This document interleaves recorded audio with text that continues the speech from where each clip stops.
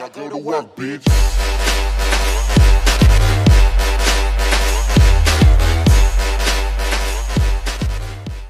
И здравейте, приятели! Аз съм Давон, късогледец, за което днес правя това видео, за да ми задавате всякакви въпроси под коментарите, и аз ще ви отговоря в специално видео, което може би ще е скоро, може би не. Съжалявам, че няма геймплей 2-3 дена, но в момента си оправям сървъра на Minecraft. В смисъл, както знаете, той беше OPFP, той все още си е OPFP.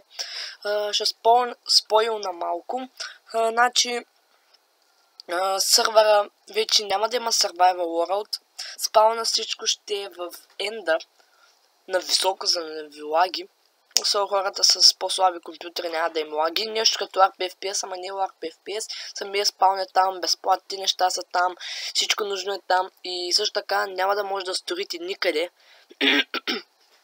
Ще слагате по-силните неща от евенти, примерно Protection 10 или мечове, брадви, брони с къстъм енчанти, които тези къстъм енчанти са уникални.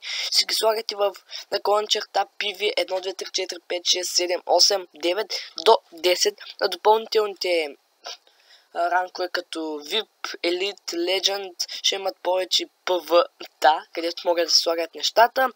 И да, това е общо взето.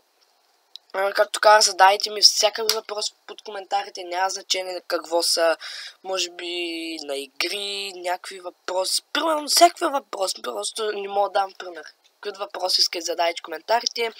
И днеска сме 14, може би на 21 или 23-24 ще направя видео такова, като отговарям всички ваши въпроси, може би ще бъда с фейскам, а не може би, наистина ще бъда с фейскам, може би целият ми екран ще бъде по-точно с лицето ми, но може пак тук отгоре отдясно да е, не знам.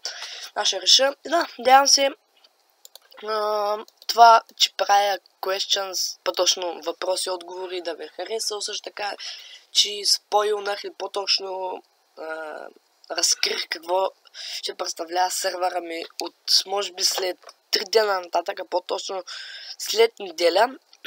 Той ще е готов до тогава 100%. И да, надявам се клипа да ви хареса, лайк, така не забравяйте да харесате клипа за още, да коментирате с вашето мнение в коментарите, за да се абонирате за моят канал, за да не спускате нито едно мое видео. И да, надявам се клипа да ви хареса, се видим скоро. Tell me pretty lies, look me in the face, tell me that you love me, even if it's fake.